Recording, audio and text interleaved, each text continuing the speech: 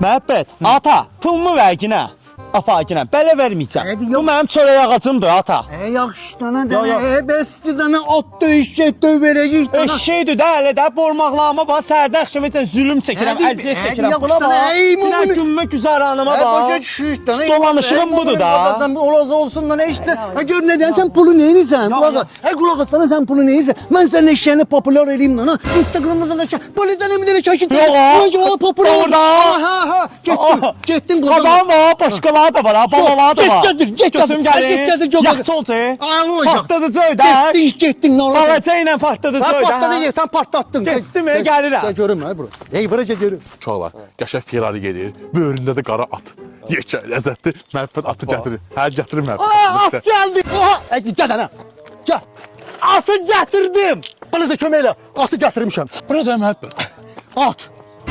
Belə at olur ha. At böyle rotlatör oluyor. Mırtlaşsan benden. Atına yüngül bile değişir eləmişim. Ama atın güzelliğine bak, bak. Gözüne bak, kaşına bak. Duruşa bak ha. Adam az kala böyle minsin çapsın. Bu eşşək daxı. Yani eşeği at deyip burası bu özünü eşek yerine koymuna bak. Oha.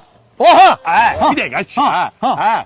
Oha deyəndə eşşəyə çağırlar. Atı da vatı oha ilə Ay çağırlar. bunu özün eşek yerine koy diye onu öz dilinden çağır. Bak sen özün. Sen her adamı aynı sözle çağırsın. Yok. Birine aya değilsen, birine ay gagaş değilsen, ay bırak değilsen, oya güzel öyle bir şeyler de. Ben de eşeğe, ben de ata oha deyirəm da buna bak. Ay gör ne güzeldir.